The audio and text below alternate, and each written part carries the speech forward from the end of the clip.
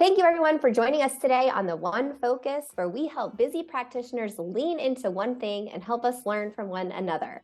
I was fortunate to meet Finnian Kelly, who is coming to us from Aspen on an industry innovation retreat where we got to go and see the sunrise at the top of this beautiful mountain. And Finnian led a group of all of us ranging in the age from 30 somethings to 75 plus in the optical industry who had really never done breath work before.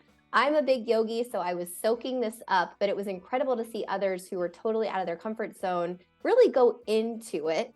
So Finnian, tell us a little bit about breathwork and how we can really adopt something so simple, because we have patients that will come in or a staff member will kind of trigger us. How can we use little things like this to really get back to us so we can be our best for our patients? So breath is just an incredible asset we all have. When you think about it, it's the most important thing we have in our life. If we can get rid of everything else, the last thing we can get rid of is breath. If we don't have that, we die quicker than anything else. So it is our life force. And the way I like to think about it is that it's a pattern interrupt. So often we are driven by habitual programs, which are driven by our subconscious.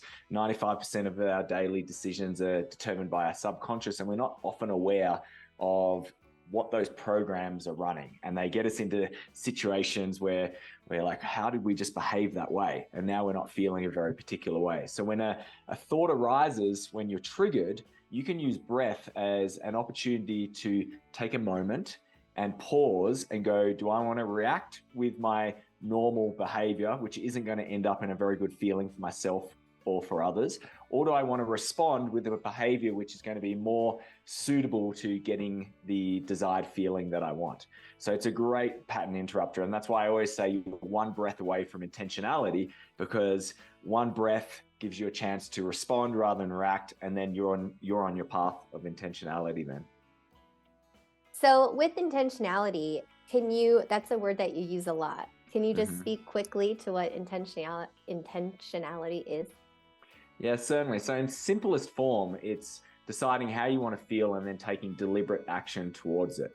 It's a way to identify that feelings are what matters to us most. That's the most important part. We often focus on outcomes, but it's feelings that matter.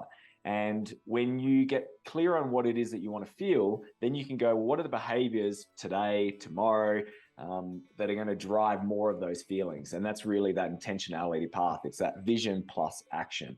And when we do that, we can really live extraordinary lives and have more peace, freedom, joy, love, these incredible feelings that ultimately we're all looking for in life.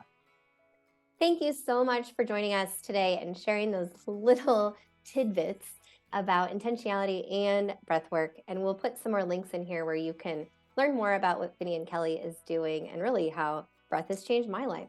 So thank you all for joining us today. And now activate your one focus.